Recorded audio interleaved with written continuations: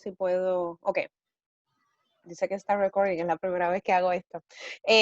Bueno, muy buenos días a todos, todavía es de día, todavía es por la mañana, son las 10 de la mañana, acá en Minnesota.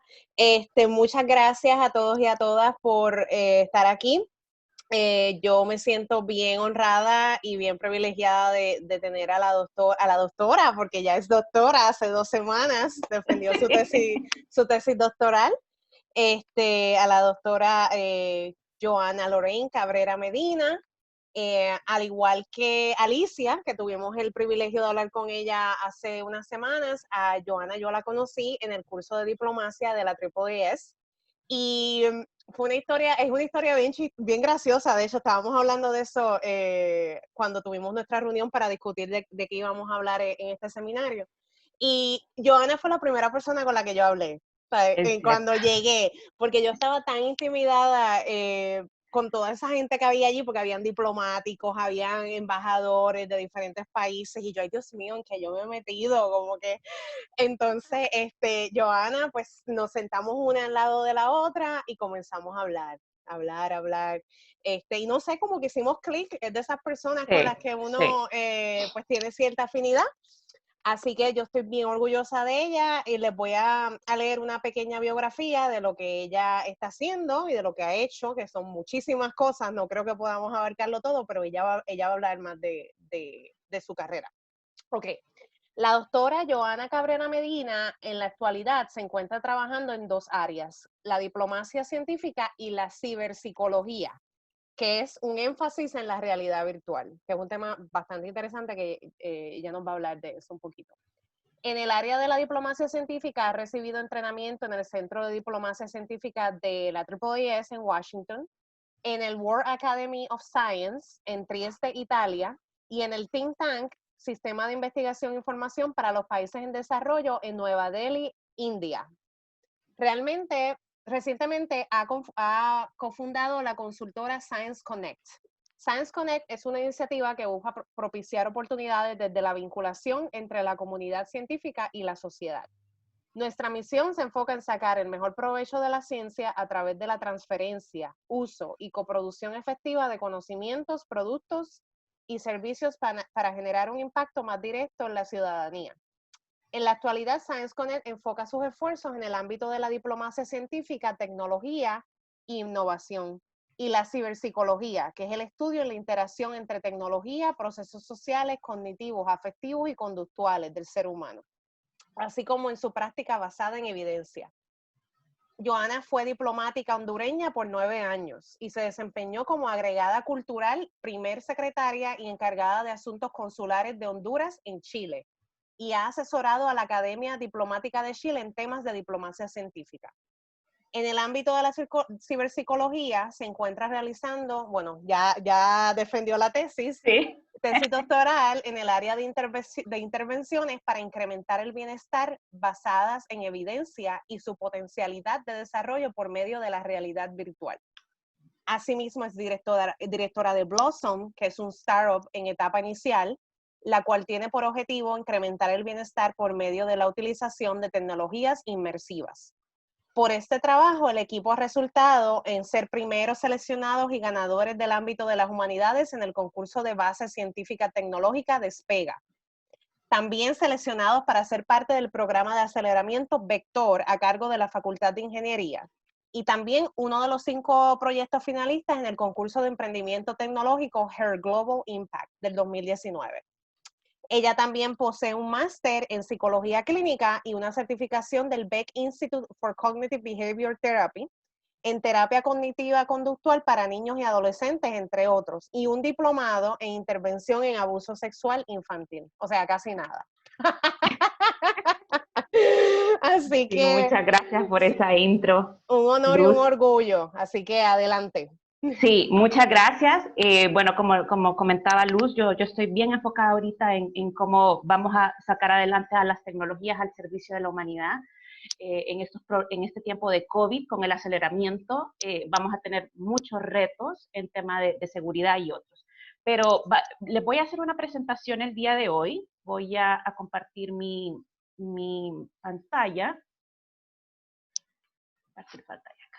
El anfitrión dice inhabilitó la función de inhabilitar compartir pantalla. Mira a ver si puedes ahora. Ahora sí. Ok. Ah, no, perdón. Sí, esta no es.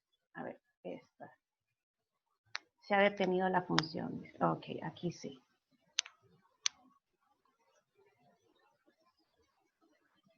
Perfecto. ¿La pueden ver en su pantalla? Sí, Sí. ok. El día de hoy les vengo a dar una ponencia sobre el poder y la ciencia y la relación que ha existido a través de la historia y cómo podemos obtener a partir de estos elementos reflexiones para el contexto del COVID-19.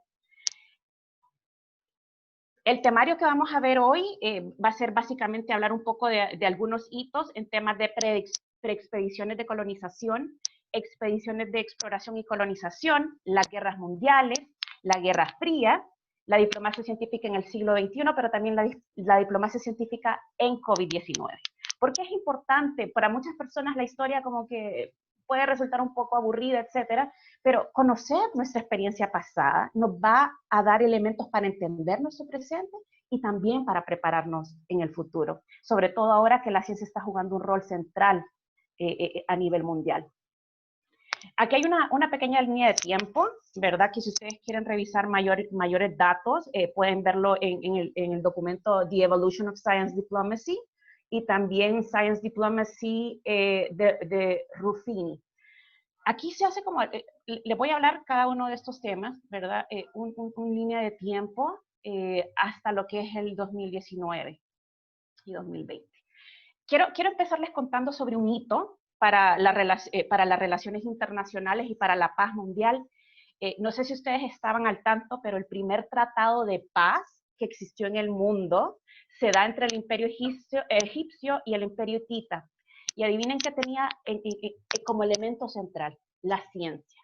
Entonces, podemos decir claramente que la ciencia ha cumplido un rol para la paz de nuestros pueblos.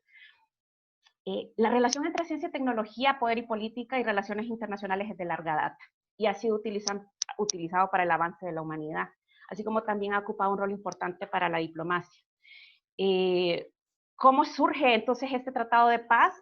Hattusili III del Imperio Hitita escribía a Ramsés III y le comentaba de que necesitaba apoyo para que su hermana quedase embarazada. Y es de esta manera como se logra este primer tratado de paz. En la época de las expediciones de exploración y colonización surge otro hito también para las ciencias y las relaciones internacionales. Algunos ejemplos que les quiero dar el día de hoy, por ejemplo, son de Louis Antoine de Bougainville, que él era un oficial naval y diplomático francés en Londres, científico, miembro de la Royal Society, y él en sus viajes de exploración involucró por ser científico, naturalmente él tenía esa sensibilidad a naturistas, a botánicos, astrónomos, que acompañaron en sus viajes alrededor del mundo. Estos hallazgos hicieron que la ciencia pudiera avanzar. En 1968, James Cook, que también fue miembro de la Royal Society, se le encomendó encontrar el continente del sur, o sea, la Antártida. Sin embargo, no lo encuentra, pero se logran hacer grandes avances en la astronomía, etcétera. Otro gran tema, otro gran caso interesante es Benjamin Franklin, que fue científico y fue ministro de las colonias americanas para Francia. Él, como era científico, y sabemos que los científicos de élite, ¿no? Tuvo acceso a una red de contactos muy importante donde él buscó el apoyo de revolución contra los británicos de parte de Francia. Otros dos grandes proyectos, por así decirlo, de exploración y también temas de colonización están relacionados con los de Charles Darwin específicamente y von Humboldt. Estos son muy importantes para la realidad latinoamericana, ya que aquí entra el tema del Galápagos, Brasil, Chile, tienen bastante historia. Sin embargo, si bien estas expediciones fueron de corte bien científico, no hay que olvidar que quienes eran los que estaban poniendo el recurso económico para que se hicieran los grandes monarcas de Europa. Con esto se buscaba, aparte del conocimiento científico, que yo creo que era una segunda razón, en la parte de poder expandir sus territorios y también con un alto impacto social y económico. En las guerras mundiales surgen temas muy relevantes y acá en la Primera Guerra Mundial surge el trabajo de Fritz Haber, un alemán, Nobel de Química, y él pone la ciencia al servicio de la guerra, específicamente para el desarrollo de gases tóxicos. Aquí, por primera vez, la ciencia pierde esa virtud de neutralidad que se le había dado. Por primera vez la ciencia se pone al servicio de la destrucción claramente, ¿verdad? Con efectos mundiales. En la Segunda Guerra Mundial también es importante ver la relación que tenía el gobierno y los gobiernos internacionales, por ejemplo, con Albert Einstein, con su carta de avances científicos sobre la bomba atómica. Y es interesante, acá, para poder desarrollar esta bomba atómica, se logró por medio del proyecto Manhattan, que fue realizado con la participación de Reino Unido y Canadá. En este entonces también se empezó a dar una especie de carrera por la bomba atómica. 4 años después de Hiroshima, surge la versión de la Unión Soviética. Después de la Segunda Guerra Mundial existe un hito también para la ciencia y la diplomacia, que es la creación de las Naciones Unidas. Específicamente en 1945 se crea la creación de la UNESCO, que es el aparato que vela por el desarrollo de la ciencia, cultura y educación. Y lo que permite el establecimiento de la UNESCO es más adelante empezar a establecer algunos de los tratados más importantes que se han desarrollado en temas de ciencia. Y bueno, en la Guerra Fría tenemos que ver también la carrera espacial. Y yo aquí les hago la reflexión para que tratemos de hacer una visión de lo que está pasando en estos momentos. ¿Habrá una guerra por la vacuna? Y bueno, la Guerra Fría se empezó a enfocar en lo que era la carrera espacial. En 1957 la Unión Soviética lanza con éxito el Sputnik, pero después viene Estados Unidos y dice nosotros vamos a conquistar la Luna. Naturalmente el conocimiento científico fue un instrumento, ¿verdad? Para temas ideológicos, para temas económicos y temas también de poder global. En ese intertanto entra en vigencia el Gran Tratado Antártico, que se firma en 1959 porque se había evidenciado que muchos países estaban interesados en utilizar a este continente para pruebas nucleares. Fueron 12 países, entre ellos Chile, Argentina, de Latinoamérica, que firman este tratado en 1959 y este entra en vigencia en 1961, donde se explicitaba que la Antártida iba a ser un continente para la paz y para la ciencia, en pro del desarrollo de la humanidad. Y acá también la UNESCO cumplió un papel fundamental. Posteriormente, en 1987, se crea lo que es el Protocolo de Montreal, que es para el tema de la capa de ozono, y para Kofi Annan, este es el tratado internacional más successful. Esto es bien interesante. Aquí ustedes pueden ver una fotografía de cómo teníamos astrónomos de Unión Soviética y de Estados Unidos en tiempos de guerra trabajando juntos en el espacio. Esto es interesante. El siglo XXI ya trae una nueva oportunidad y se consolida el término propiamente tal de Science Diplomacy. Todo surge a partir de lo que ocurrió en el 11 de septiembre, pero también en la guerra de Irak en el 2001, donde las tensiones políticas entre algunos países de Medio Oriente y Estados Unidos incrementan, también algunos países del norte de África. Y a partir de esto, en el 2017, dos autores muy importantes para el tema de la diplomacia científica, Lord y Turekian, escriben un artículo en Science, donde solicitan una nueva era de la diplomacia de la ciencia. 2 años después, Barack Obama ofrece un discurso en el Cairo donde pretende acercar más a Medio Oriente con Estados Unidos por medio de la ciencia. Hace un especial énfasis en eso. Posteriormente, 1 año después, viene la AAAS y la Royal Society. Como pueden ver, la Royal Society ha estado durante casi una buena parte de la historia, y bueno, creo que tiene todo el sentido de que ellos estén hicieran ese esfuerzo con la AAAS, donde se lanza un documento donde surgen los 3 conceptos clave que hoy conocemos para la diplomacia científica. Tenemos que entender que este concepto es muy nuevo, que está en construcción. Existen distintos tipos de definiciones, pero los tres conceptos claves son diplomacia para la ciencia, que es cómo la diplomacia ayuda a avanzar la ciencia. Vamos a ver algunos ejemplos más adelante. Cómo podemos también, cómo la ciencia puede aportar a la diplomacia, y eso está muy relacionado con las políticas públicas basadas en evidencia. Y a mí me gusta hablar mucho de un tema que estoy trabajando en un paper hace mucho tiempo y no lo logro terminar. Espero hacerlo pronto, que tiene que ver con la cooperación internacional basada en evidencia. Son muy pocos países en el mundo que están adoptando esta visión para la cooperación internacional. ¿Qué pasa? En la cooperación internacional tenemos muchos proyectos sociales, pero se le han empezado a hacer lo que son evaluaciones de impacto, que utilizan random control trials, por ejemplo. Es todo un ámbito nuevo, porque lo social no necesariamente se replica en el laboratorio, pero hay buenos resultados ya. Y luego tenemos cómo la ciencia ayuda a avanzar a la diplomacia entre países que están en conflicto. Posteriormente, en el 2012, el AAAS lanza una revista de acceso abierto que se llama Science Diplomacy. Este es otro hito importante para el ámbito. Y en el 2015 empieza a cobrar aún más relevancia el tema de la ciencia por medio de los ODS.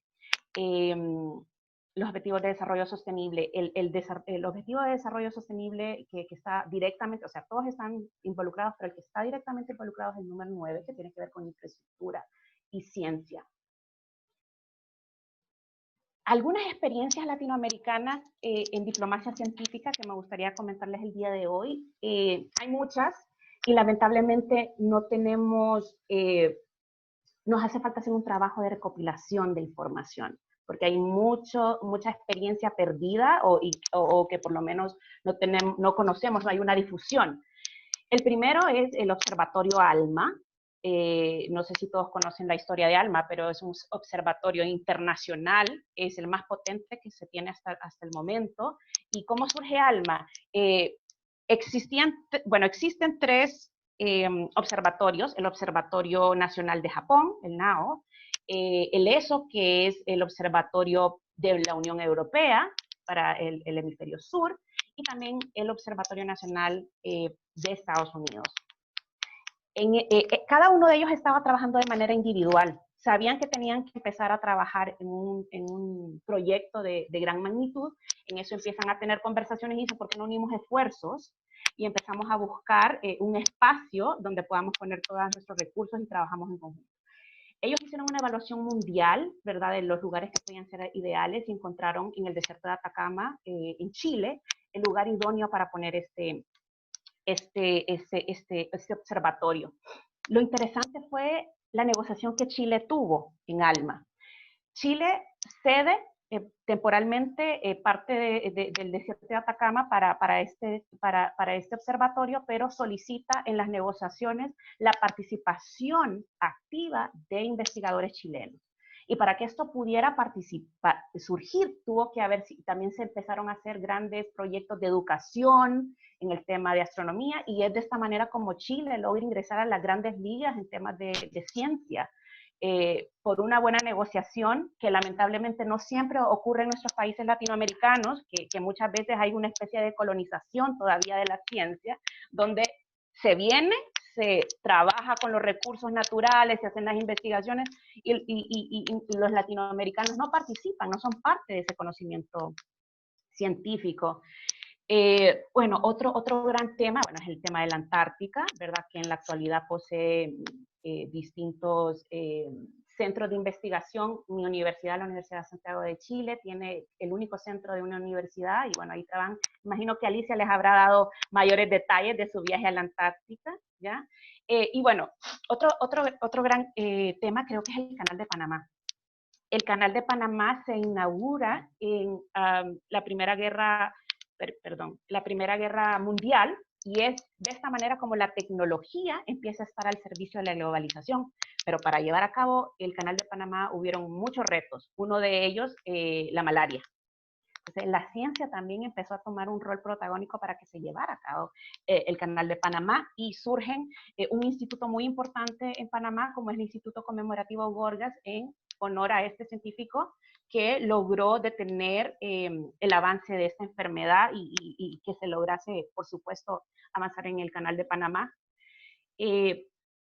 Otro tema importante para Latinoamérica es el tema de nuestros laboratorios naturales. A mí me han preguntado, bueno, ¿y Honduras qué tiene que ofrecer para la ciencia? O sea, así me lo han dicho claramente. Le digo, mire, nosotros tenemos la segunda barrera coralina más grande del mundo, de verdad es un laboratorio natural.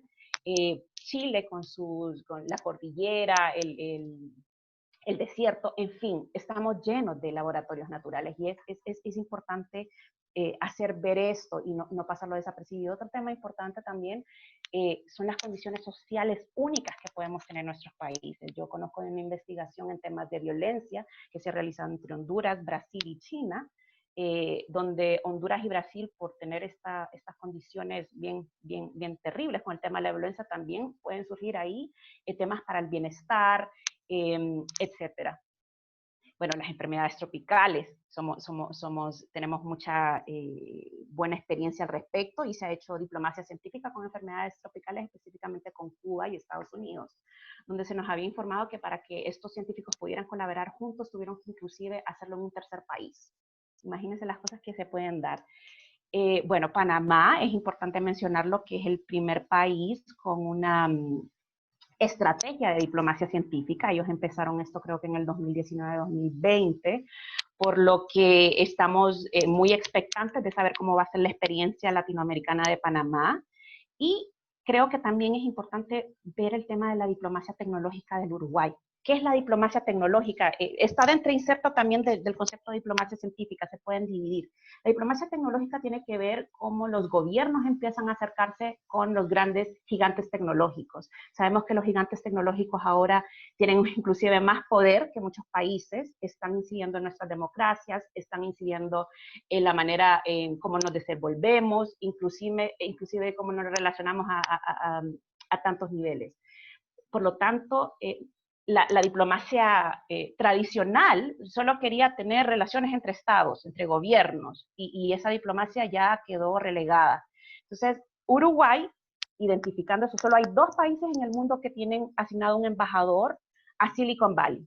Esos son Dinamarca, que se han convertido en unos especialistas en tech diplomacy, y también Francia. Y Uruguay acaba de abrir un consulado para Silicon Valley, donde ellos buscan atraer inversión y también talento de manera bidireccional.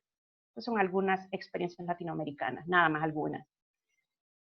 Con el tema del COVID y la diplomacia científica surgen 2 oportunidades para el campo. Una, crear una mejor diplomacia científica a partir de las lecciones aprendidas que hemos tenido del COVID. Algunos organismos europeos inclusive se han preguntado si la diplomacia científica falló en este caso, o en algún momento. Y también la otra oportunidad es que más que nunca tenemos como ese spotlight en la ciencia y tenemos que hacer cumplir el papel de la diplomacia científica para responder y recuperarnos. ¿Por qué? Porque sin colaboración internacional no lo vamos a hacer. Las fronteras físicas no son impedimento y también lograr que las decisiones basadas en evidencia se tomen a nivel nacional e internacional y sabemos que eso no está ocurriendo. COVID, algunos efectos contrastantes que se están viendo con el tema de COVID y diplomacia científica. Uno, los problemas diplomáticos se han intensificado, sabemos de que ya existía una situación compleja entre Estados Unidos y China, pero ahora hay otros que están empezando también con esto de dónde surgió la pandemia, cuándo surgió la pandemia, cuándo se informó, etcétera. La Unión Europea también ha tenido algunos roces con China, o sea, se han intensificado los problemas diplomáticos. Pero también estamos viendo una mayor cooperación científica y el COVID que esto ha tenido. Yo creo que sería interesante saber cómo la historia va a identificar este proceso. Estamos todavía viendo cuál es el nivel y los alcances de esta cooperación. Para reflexionar, existen nuevas formas de soft power, esto significa cómo influenciamos sin tener que ser coercitivos a nivel de relaciones internacionales. Y las nuevas formas de soft power están muy relacionadas a cómo China, por ejemplo, está ofreciendo insumos médicos. Pero también hay países que que están entrando con un rol político muy importante a nivel internacional que antes no estaban. Y esto va a cambiar la manera en cómo nosotros hemos vivido y cómo hemos conocido este orden geoglobal. El caso es BRICS, por ejemplo. BRICS es un organismo de potencias emergentes, como lo es Brasil, Rusia, India, China y South Africa. Esto está cambiando la manera como se hace. Yo, bueno, que estuve en India el año pasado, India, su visión es, estamos con un problema serio, ¿verdad? Ellos han tenido muchas complicaciones con China y dicen, ¿cómo podemos unirnos los países que estamos en vías de desarrollo para tener una mayor representación en lo que se viene? Así que es interesante no dejar de vista a estos nuevos actores que tienen mucha fuerza. Asimismo, se está empezando a hablar de una nueva guerra fría, y esas no son mis palabras, son palabras que dio el canciller chino hace un par de semanas, donde dice de que Estados Unidos está arrinconando a China a una guerra fría. El tema, yo vuelvo a insistir acá, ¿será que estamos por una carrera de las vacunas? ¿Cuál sería la diferencia? Que Unión Soviética y Estados Unidos no tenían enlaces comerciales, pero sí hay muchos y muy fuertes entre China y Estados Unidos que impactan al resto del mundo. Y saber también acá cuál va a ser entonces el rol de la ciencia y la tecnología para la cooperación y para la no confrontación. ¿Qué va a pasar en esto? Y aquí todos estamos llamados a hacer un accionar. ¿Cuáles son los retos en diplomacia científica para el COVID-19? El primer reto importante es el control de la enfermedad. Necesitamos diplomacia científica para la cooperación en la diseminación de las mejores prácticas, la información del desarrollo de la enfermedad, los tratamientos y las vacunas para salvar vidas. Pero, ¿qué va a pasar también con los efectos? Ya sabemos que hay efectos sociales, psicosociales, económicos, y bueno, UNDESA, que es un organismo de Naciones Unidas, recientemente sacó un artículo donde habla de cómo el COVID-19 va a impactar a los ODS. Muchos de estos ya están impactados, inclusive son años de retroceso. Un ejemplo, eliminación de la pobreza. Sabemos que con la recesión, sabemos que con el cierre económico ya estamos teniendo altos niveles de pobreza y van a incrementar en el transcurso del tiempo. Paz, justicia y fuertes institucionalidades. El COVID-19 vino a profundizar los problemas que ya existían y estamos viendo en qué va a parar este tema. Por ejemplo, también con la acción climática, existe una reducción en los esfuerzos para la acción climática. Eso se ha pasado a segundo plano. Y así les puedo dar una gran cantidad de ejemplos. Por ejemplo, la mujer, nosotros como ser cuidadoras estamos a cargo de la primera línea de cuidados. Eso nos va a quitar oportunidades de poder colaborar en nuestras comunidades que son tan necesarias. También se ha incrementado la violencia hacia la mujer de manera muy significativa por la doble presencia que se le llama, el trabajo en la casa, el trabajo por medio de video. Se están viendo muchas repercusiones sociales y económicas. Entonces, el único ODS que aquí puede salir, que yo creo que un poco más beneficiado, podría ser el de la infraestructura y de la tecnología y la ciencia, porque nos estamos viendo inmersos en esta aceleración tecnológica para la cual muchos de nuestros países no están preparados.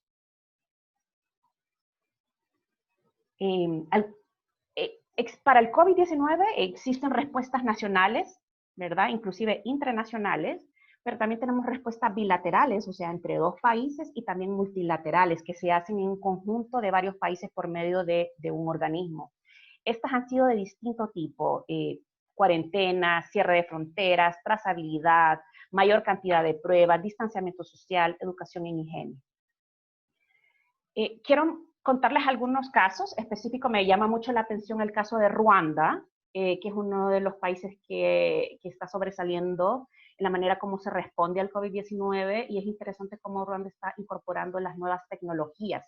Están teniendo, para la atención del COVID-19, están teniendo en estos momentos proyectos con el PNUD, por ejemplo, donde se están utilizando robots para asistencia médica, para asistencia de enfermería, y también están teniendo lo que son la utilización de drones para dejar distintos tipos de insumos. Una respuesta bilateral que se está dando en el COVID y en temas de diplomacia científica muy relacionado es la acción que se está haciendo mediante India y Japón. Recientemente India y Japón han firmado intenciones para poder crear una agenda específica para alcanzar los ODS con el contexto del COVID-19.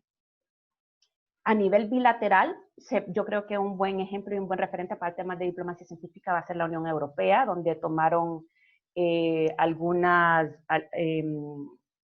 decisiones de manera conjunta, otros han andado por su propio, pero ellos tienen una visión también muy global, tienen este programa que se llama SD4C, que tiene que ver exclusivamente cómo la Unión Europea va a utilizar la diplomacia y la ciencia para los retos globales. En este intertanto también han creado planes de recuperación, post pandemia, el tema económico, y bueno, sin mencionar también la labor de la Organización Mundial de la Salud, que aquí es bien interesante porque surgen los dilemas científicos, ¿verdad? O sea, y cómo esto ha terminado impactando en las relaciones con otros países y Estados Unidos, que está a punto de salirse de la OMS. Algunos ejemplos de países que a mí me pareció muy importante resaltar aquí, por ejemplo, es el caso de Alemania y el caso de Nueva Zelanda, porque son países que tienen mujeres a la cabeza y han sido los países con mejores respuestas. Por ejemplo, la presidenta de Nueva Zelanda, la presidenta de Nueva Zelanda decía: nosotros no queremos aplanar la curva, nosotros queremos eliminar la curva. Y bueno, algunos ejemplos, por ejemplo, como el Science Task Force de Suiza, específicamente para el COVID-19. Algunos otros proyectos en diplomacia científica, como les digo, aquí hay un trabajo por hacer, identificarlos, porque yo creo que uno de los grandes problemas es la difusión de esta información, cómo llega a todos los interesados. Proyecto Solidaridad es un ensayo clínico internacional puesto en marcha por la OMS y está asociado para encontrar un tratamiento eficaz del COVID-19. Honduras está participando en este proyecto y sé que de otros países también. Otro proyecto que a mí me pareció muy interesante es Solve COVID-19, que es una iniciativa de Marga Wall, como parte de Embajadora Web, y también del Druid Collective, que es una plataforma web donde ustedes pueden encontrar acceso con otros científicos, personas de tecnología y otros que están trabajando en soluciones para el COVID-19, ¿verdad? Con recursos globales, expertos, financiamiento, todo lo que hay a respecto de tesis por COVID-19. Estos son ejercicios claros de diplomacia científica. ¿Cuáles son algunos retos que vamos a estar enfrentando y que tenemos que ponerle gran foco? Uno, la diplomacia de la vaccine diplomacy, cómo logramos de que la entrega de vacunas sea para todos, ¿verdad? Tengamos todos acceso y no solo unos cuantos países, o cuando ya lleguen a los países, quiénes son los que van a acceder a estas vacunas, etcétera. Enmarcado en el enfoque de la salud global. El enfoque de género, porque nos vamos a estar perdiendo de la complementariedad también, y cómo hacemos de que las mujeres van a ser clave para las recuperaciones de sus familias, sus comunidades, sus países, etcétera. Entonces, esto está con mucho, está muy afectado el tema de la complementariedad y el enfoque de género. ¿Cómo hacemos que lo nacional llegue a lo internacional? Y aquí hablo con los canales de difusiones nacionales e internacionales para poder hacer llegar esta información en lo que estemos trabajando. Y bueno, otro de los retos va a ser la cooperación internacional, porque los conflictos diplomáticos han incrementado. Cada vez estamos con algunos países, vemos que tienen la línea de ser más nacionalistas y menos colaboradores. Esto va a tener un serio impacto también. La interdisciplina y la acción multiactor. Ya sabemos que esto es muy común, ¿no? Los científicos por un lado, la sociedad civil por otra, los políticos por otras, pero también a nivel de nosotros como personas que estamos en el ámbito de la academia, la interdisciplina. ¿Qué está pasando? Competimos, no queremos ver más allá de nuestras narices, el lenguaje es distinto, ahí hay un tema muy complejo realmente. La politización de la ciencia, ya vimos a través de la historia de que la ciencia se politiza, inclusive ya estamos viendo algunos efectos en este sentido en la actualidad. Bueno, la acelerada digitalización, esto es de riesgo, como les explicaba, porque al no estar preparados, estamos en más riesgo de ciberataques, la ética, la protección de los datos, aquí va a haber un reto, y también la automatización se va a hacer mucho más rápida de los empleos, y bueno, las mujeres vamos a salir bastante perjudicadas también. Y bueno, el acercar a la ciencia a las personas, es importante también tener a la opinión pública como un aliado. Ya sabemos que la opinión pública cambia, ¿cómo vamos a hacer eso? Pero también pensemos en lineamientos como la ciencia ciudadana. Creo que es importantísimo empezarle a dar más fuerza a la ciencia ciudadana, a este marco. Y bueno, y lo pongo acá, cuál va a ser el rol de las universidades, las ONGs, las academias y redes de investigación. Definitivamente en temas de capacity building, diálogo, posicionamiento de los temas, pero yo también hago un llamado al tema, énfasis del open science, las ciencias abiertas. Nosotros todavía estamos en una colonización de la ciencia. Para que nuestras universidades latinoamericanas ingresen a los grandes rankings, nosotros tenemos que estar publicando en ciertas revistas que son de ciertos consorcios, que pertenecen a otros tipos de intereses, y en realidad en nuestros países de habla hispana nadie está leyendo esos artículos, ¿verdad? Nadie los está leyendo, entonces nos quedamos entrapados en eso de publica o muere, ¿ya? Entonces hay que tomar un poco más de reflexión al respecto. Y bueno, esta fue mi presentación. Me gustaría que pasáramos tal vez a una ronda de reflexión, consultas, que podamos intercambiar algunas ideas. Muchas gracias. Muchas gracias, Joana, por ese resumen, Dios mío. Fue bien, me gustó mucho porque hablaste de todo, cómo aplica la actualidad también, el concepto de diplomacia, pero también en el pasado, cómo empezó todo. Yo tengo una pregunta referente, eso último que dijiste de Open Science, ¿verdad? Me gustó mucho, y de hecho fue un seminario sobre eso en la IIES, de cómo la fundación de Bill y Melinda Gates están contribuyendo o están tratando de poner su grano de arena para que eso se dé. ¿Cómo tu consultora, Science Connect, trabaja también en cuanto a eso? Si es que ustedes tienen algún tipo de rol. Mira, en estos momentos, y le voy a dar también la palabra a Soledad si ella quiere agregar algo, en estos momentos no estamos viendo temas de Open Science propiamente tal, pero sí en los temas de capacity building, o sea, de informar de qué se trata, porque no todos tienen información respecto a lo que es las ciencias abiertas. También muchas veces cuando estamos inmersos en el ámbito de la academia nos vemos... estamos muy encerrados en ese mundo de publicar y publicar y publicar, entonces tampoco podemos ver otras realidades. Entonces, básicamente, nuestro trabajo como Science Connect tiene que ver con abrir y dar conocimiento de todos estos nuevos, por así decirlo, frameworks que se están dando. Sí. Ok, muchas gracias. ¿Quién más tiene preguntas? Tienen que haber muchas preguntas por ahí.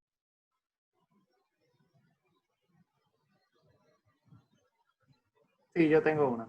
Sí, adelante.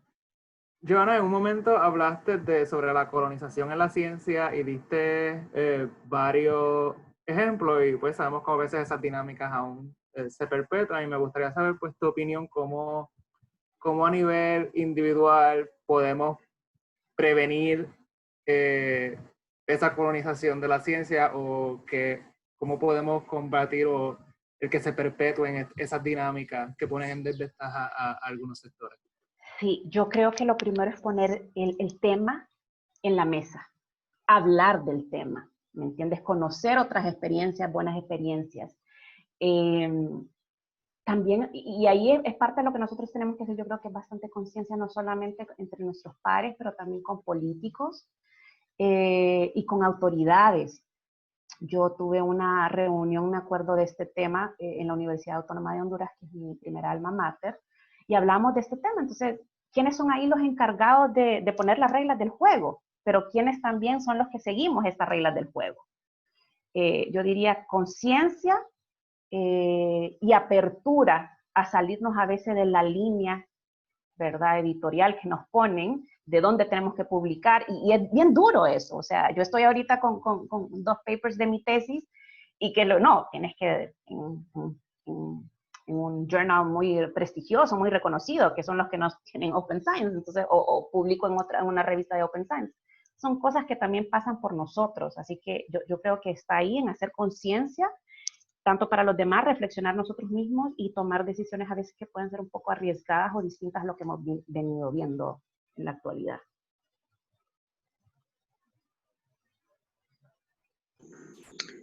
A mí me gustaría hacer una pregunta, si se da el chance. Por supuesto. Gracias. ¿Cuál sería la opinión, Joana, de, tú mencionaste cooperación internacional y, bueno, y diplomacia científica, y pensar en la institucionalidad de los países, especialmente los más rezagados en Centroamérica? Hablo por el caso guatemalteco, por ejemplo, en donde se tiene todavía el chip de que extender la mano y que me den en la cooperación internacional, y en ciencia y tecnología es un ganar-ganar.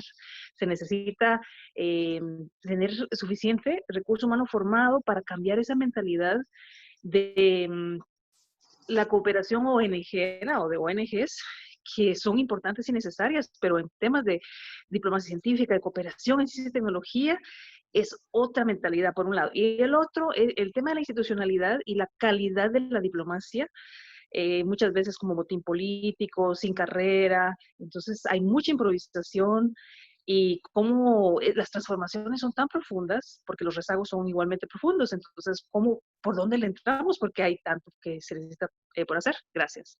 Sí, mira, a mí me gusta mucho el caso, no sé si ustedes conocen a JPAL, esta institución JPAL, Action Poverty Lab. Es una institución muy interesante porque incorpora elementos científicos para la evaluación de proyectos sociales. Como les decía, se crean proyectos sociales con la mejor evidencia que existe, ¿verdad?, adaptados a la cultura, porque aquí tenemos que hablar mucho de la cultura, pero se ponen a medir su real impacto por medio de random control trials, ¿verdad? Hay un miedo de parte de los políticos, de parte de la sociedad, de parte de nosotros mismos, los científicos, en que veamos que si nuestro producto con el que hemos trabajado tanto tiempo funciona o no. Yo creo que hay que aprender a perderle el miedo, y eso es algo que tenemos que transmitir también en los resultados de los proyectos que nosotros hacemos. El JPAL ha hecho excelentes proyectos en Latinoamérica, en México, y se han empezado a replicar entre distintas culturas. Obviamente se tienen que hacer modificaciones, pero yo creo que esta es porque, ¿sabes qué? Cuando tú pones plata de lo público, hay un deber ético también en invertir donde sabemos que funciona. Hay un deber ético. Las arcas del Estado no son infinitas, entonces yo creo que por ese lado podemos tratar de influenciar, ¿verdad?, a los tomadores de decisiones, y aquí tenemos que estar teniendo contacto de manera multiactor, conociendo gente, o sea, a nivel micro, te digo yo, ¿verdad?, proponiendo este tipo de conversatorios donde se pueden hablar, donde podemos reflexionar. Yo creo que, Clincy, con el tema de OUST, ahí hay una buena oportunidad, que OUST, no sé si ustedes saben, pero es la Organización de Mujeres en las Ciencias para los Países en Vías de Desarrollo, es un organismo de UNESCO, y nosotros estamos tratando de potenciar bastante fuerte, tanto en Honduras como en Guatemala, el tema de la OUST. Estas plataformas nos acceden a llegar a otro tipo de personas y también tomadores de decisiones. Pero sí es un cambio de cultura. Es un cambio de cultura. ¿Otra pregunta? Sí, déjame ver si tengo la cámara. Ahora. Joana, cuando hablaste de lo de la politización de la ciencia y lo que está pasando en Estados Unidos ahora mismo, que es terrible, eso va a dejar sin duda un peso bien heavy sobre nosotros los científicos, porque para el público general es bien difícil separar ciencia política, y ahora mismo el público general básicamente lo que está diciendo, la ciencia no sabe nada, nos están empeorando la situación, están en contra de nosotros. La ciencia está en contra de la humanidad para muchos. No sé, quisiera tu opinión en base a eso. ¿Qué podemos hacer como científicos? ¿Qué puede hacer el público general, aparte de ir a votar por líderes distintos? Sí, y como hablamos acá, el tema de la difusión y de la comunicación de la ciencia, pero también del integrar a la ciudadanía a nuestros proyectos científicos. O sea, si tú no te ves involucrado, es muy difícil. O sea, si no tienes el conocimiento, que nosotros sí tenemos, pero tampoco te haces parte de un fenómeno, difícilmente a veces te puedes acercar aún más. Yo creo que esa es una manera. Dos, los científicos no nos gusta difundir muchas veces o nos queremos quedar ahí con el paper científico.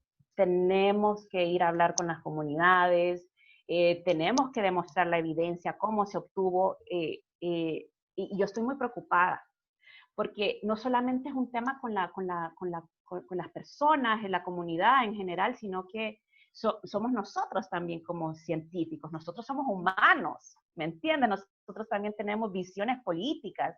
¿Cómo vamos a hacer nosotros para enfrentarnos a esos biases? ¿Me entiendes? Entonces yo creo que es bueno hacer la diferenciación de, no sé, Joana científica, Joana activista social, son cosas distintas. Y la ciencia debe de permanecer neutra. Yo creo que una buena manera, que yo creo que esta sería como la manera ideal, es que en estos task force de ciencia puedan haber inclusive científicos de distintas visiones ideológicas. No sé, esto es un poco loco que estoy diciendo, pero si tenemos, por ejemplo, a una persona de un partido contrario que es científico, hablamos el mismo lenguaje, ponemos a prueba, yo creo que esto podría dar bastante legitimidad, porque lo que hacen muchos políticos es decir, no, pero yo no te creo la ciencia que tú haces, te voy a mandar mis propios científicos.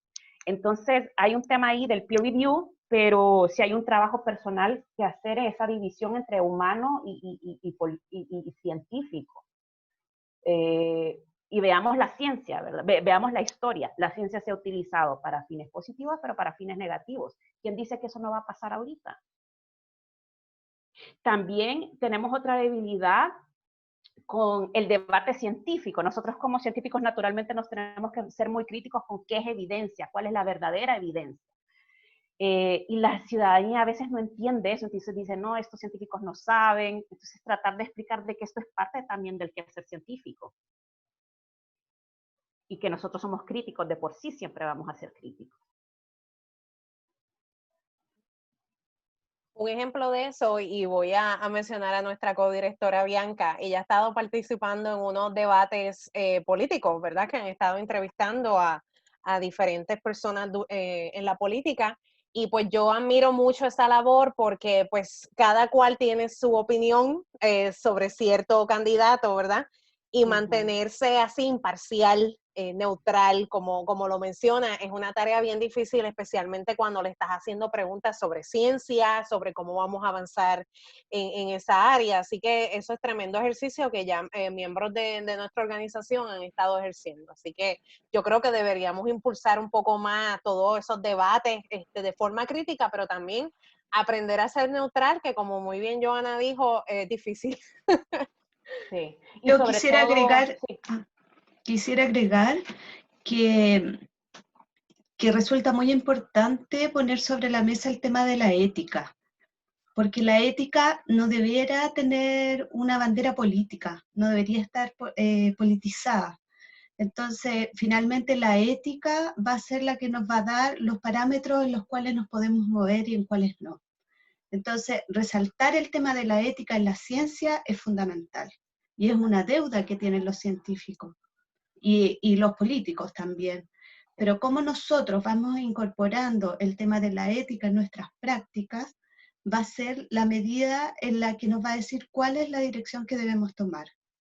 Sí, sí, excelente, Soledad. Y en ese sentido, yo no sé si ustedes podrían buscar información al respecto, pero una vez estuve leyendo un artículo que decía, cuando las personas empiezan a tener más poder, empiezan a cambiar. O sea, entonces es bueno empezarse a hacer este tipo, hay como unos checklists éticos, por ejemplo, vas a hacer algo que no sabes si es bueno o es malo, pregúntate a ti mismo, ¿es algo que compartirías con un periodista?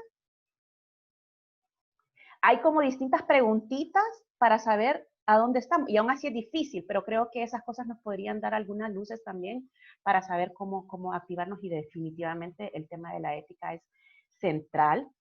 Y yo hago ahí el tema de las ciencias sociales, y eso es lo que aportamos como ciencias sociales, también parte de la ética, también la filosofía, por eso esto tiene que ser interdisciplinario. Así que definitivamente de acuerdo. ¿Otra pregunta? Sí, hola, yo quería traer y abundar un poquito sobre algo que estaba hablando anteriormente que me llamó mucho la atención.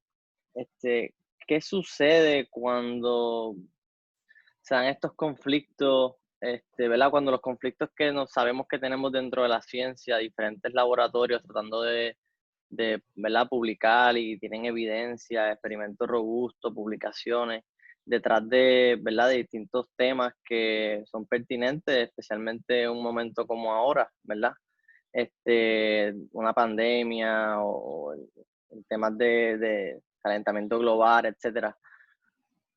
¿Qué sucede cuando existen todas estas diferentes fuentes de información o todas estas diferentes teorías que, ¿verdad? Son debates científicos que, ¿verdad? Que no hemos podido solucionar? ¿Cómo se resuelve? ¿Cuál es el mecanismo que utilizan estas instituciones de las que nos hablaste para tomar una decisión, la decisión más informada posible? Cuando nosotros mismos, los expertos, pues no nos ponemos de acuerdo. De acuerdo. Sí, mira, yo creo que ese es un ejercicio propio de la academia y debe de permanecer ahí, ese ejercicio. Bueno, considero yo, a menos que estemos haciendo ciencia ciudadana. Porque lo que nosotros le vamos a transmitir a los políticos y a la sociedad viene con su propia modalidad y lo que les interesa. Cada audiencia tiene su interés particular. Pero el debate científico siempre tiene que estar, o sea, no lo podemos eliminar. Pero sí se podía llegar a acuerdos entre grupos, considero yo, de una línea, sabiendo de que esa línea siempre va a tener sus limitaciones, porque la ciencia es eso. Siempre vamos a poder trabajar por una better science. O sea, eso no lo podemos eliminar, pero sí ponernos de acuerdo qué transmitir en base a la mejor evidencia, y es muy complicado, ese tema es muy complicado, pero sí creo que podemos tener cosas en común, alcances en común, y proponer metodologías propiamente tal. La verdad es que sí, ese es un tema, como te digo, que es evidencia. Los antropólogos me pueden salir con un tema, la psicología me puede salir con otro tema, y ese es uno de los retos interdisciplinarios. Pero ¿qué le vamos a transmitir a la ciudadanía? Y también que la ciudadanía sepa que hacer ciencia no es fácil. Me parece que no se comprende eso muy bien, cómo vamos a hacer que las personas puedan entenderlo de una manera sencilla, que la ciencia no es fácil, no es hacer un negocio, ¿verdad? Sí. Ok. ¿Alguna otra pregunta? Sí, yo tengo una pregunta, Joana. Eso mismo que acabas de mencionar, acabas de decir la importancia de hacerle entender a la gente que la ciencia no es fácil y que pues es importante. ¿Cómo tú haces la ciencia relevante, por ejemplo, en paneles interdisciplinarios donde el único científico eres tú? Claro. Sí, es una buena respuesta. Primero que todo, identifica tu audiencia. ¿A quién le estás hablando? Identifica cuáles son los intereses de esa persona. Por ejemplo, un político, si vas a hacer un policy brief, identifica también la parte cultural de esta persona, cómo le vas a entrar. Y yo creo que tenemos que armar un pitch, ¿verdad? Así como le hacen las startups cuando tienen que ir a presentarse a los inversionistas, con la idea que quieres transmitir clara, entendible, ¿verdad? ¿Cuál es el problema? De muchas maneras, porque a nosotros los científicos nos encanta explayarnos en teoría, nos fascina, pero resulta que a nadie le interesa, es cierto, o sea, a los políticos no les interesa, lo que les interesa es tu propuesta de acción y en base a qué te estás dando. Ya si nos queremos meter a una epistemología de la ciencia, ya es otro ámbito, y lo que podemos decir es, la ciencia no es perfecta, la ciencia está en constante evolución y la ciencia siempre puede ser mejor. Pero recordemos que la ciencia ha sido un punto de partida para los beneficios de nuestra humanidad, como el alivio del trabajo pesado, el tema de la salud. O sea, tú puedes dar cuenta de cómo la ciencia ha apoyado, pero que no es perfecta, y eso sí tenemos que tenerlo y transmitirlo, ¿me entiendes? Que no es algo estático. ¿Alguna otra pregunta? Yo tengo ya hemos hablado de esto muchas veces, ¿verdad? Pero me gustaría que hablaras con los demás de lo que te sientas cómoda. Hemos hablado mucho de los challenges, de las dificultades que has tenido cuando trabajabas como diplomática para el gobierno y también de lo que representa empezar una consultoría desde cero, ¿verdad? Si nos podrías platicar un poco de eso, de cómo fue la experiencia como diplomática, lo que se pueda decir, ¿verdad? Lo que te sientas cómoda Claro. y los nuevos retos que tienes ahora como fundadora de esta consultoría. Sí, mira, yo he pasado por distintos frentes, por distintos actores, entonces creo que me puedo mover bastante bien en ese ambiente. Sin embargo, es lo que hablamos con Luz. Ahora, cuando tú representas a un gobierno, también representas ciertas líneas, así como cuando eres científica, ¿verdad? Que respondes a ciertas líneas. Cuando estás en el tema del gobierno, respondes a ciertas líneas, y en mi caso, a veces uno no puede estar de acuerdo con todo, pero resulta que tu trabajo es uno. Promocionar a tu país, etcétera. O sea, ahí vienen también los conflictos personales, tus visiones personales. Eso para mí fue un reto y la verdad es que fue muy difícil, ¿verdad? Porque yo podía no estar a favor de algunas cosas, en otras sí, pero a veces es una especie de despersonalización. Porque también, bueno, al ser diplomático, tú no puedes decir cualquier cosa, hay lineamientos para tener un Twitter siquiera, tú representas a un país, no eres una persona ya. O sea, es bien complicado, esos fueron uno de los retos que yo tuve. También el tema en el gobierno, y yo creo que esto es a nivel, más allá del gobierno, creo que es a nivel total, es el tema de, a ver, cómo, ay, se me olvidó lo que iba a decir. Ya, no, bueno, esa es por una experiencia por un lado, en la parte de la diplomacia. Luego, en el tema de la academia, pues yo tenía la posibilidad de continuar siendo diplomática, pero el no poder tomar las decisiones y no ser una tomadora de decisiones y cambiar las cosas a mí me frustró un poco, ¿verdad? Es como, y llegar a esos niveles de toma de decisión no es fácil. Entonces, decidí continuar con mi carrera en el ámbito de la ciencia, pero de manera poco tradicional, diría yo, porque la academia también resulta complicado, tú sabes, estás metido en un laboratorio, en una oficina, porque necesitas concursar por un grant y que después publicar, y realmente Soledad la vez pasada me compartía un documental muy interesante de aquí de Chile que se llama Publica o Muere, ¿verdad?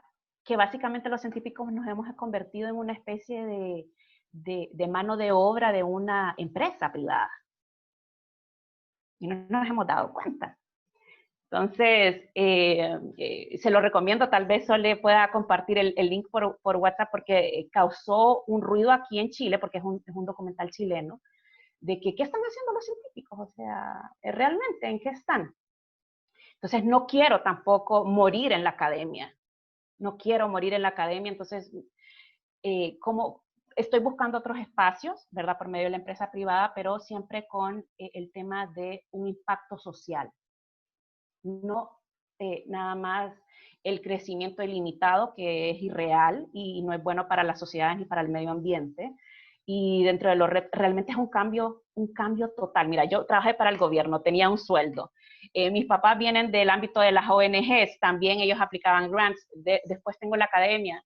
Y ahora es cambiar el chip completamente. Yo tenía también tus propios prejuicios contra la empresa privada, pero ¿cómo hacemos que una empresa privada sea responsable? Que sea sostenible, tenga respeto por las personas, y cómo incorporamos la ciencia, porque sin la empresa privada tampoco vamos a poder avanzar mucho. Y eso es importante incorporarlo, que no solamente haya un profit sin ganancia. Así que Se vienen muchos retos, pero lo importante es hacer un impacto en las personas. Yo sigo metida en este tema, cómo llevo la ciencia a las personas, que hayan impactos reales.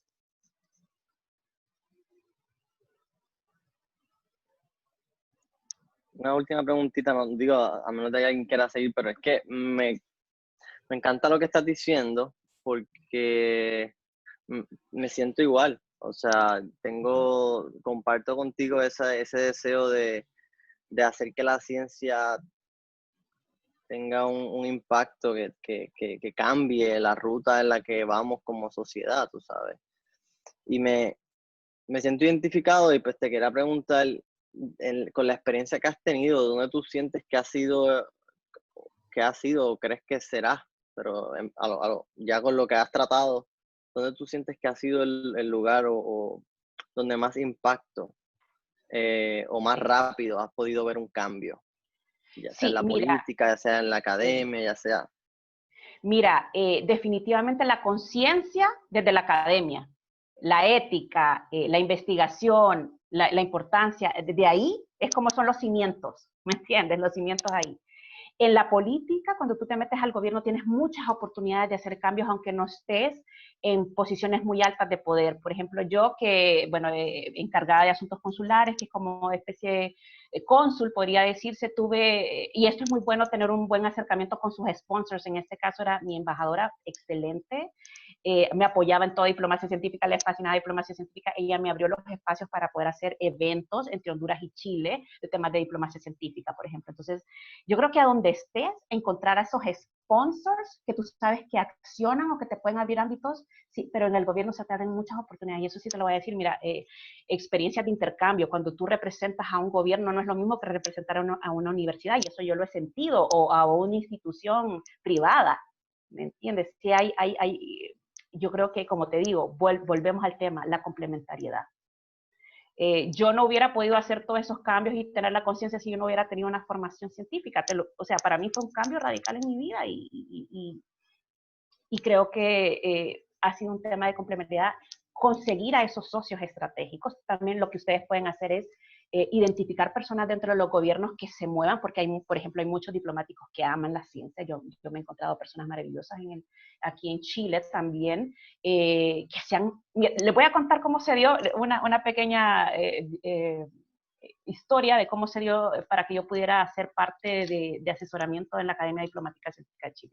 Regresando a la AAAS, venía emocionada, yo sabía de que tenía tanto que hacer, y fui a un evento de Cancillería y me presenté con el director de la Academia Diplomática. Le dije, mire, soy Joana Cabrera, vengo de la AAAS, de hacer un tema de diplomacia científica, estoy completamente en disposición para poder hacer algún curso, cuente conmigo. Mira, pasaron unos meses, les mandé una publicación que yo hice, me la publicaron, después que lanzaron el tema de diplomacia científica y estuve involucrada. Entonces es de ir, como dicen aquí en Chile, con quien corta el queque. Vayan y que ustedes vean, porque ustedes van a poder identificar qué personas están a favor del avance de la ciencia. Vayan sin miedo, propónganse, y la disponibilidad de poder colaborar, también siempre apertura, hace que las relaciones vayan afianzándose, que son básicas. Entonces sí tenemos que hacer amistades, sí tenemos que hacer redes. Yo quisiera agregar a eso que es importante siempre buscar la cultura del sí.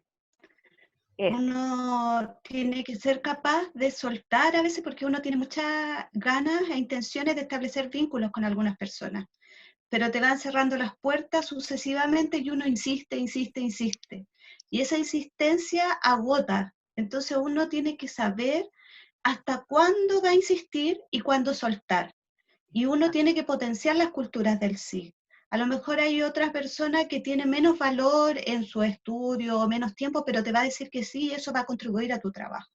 Entonces esos límites es importante establecerlos. ¿Hasta cuándo voy a insistir en golpear una puerta y que me la cierren?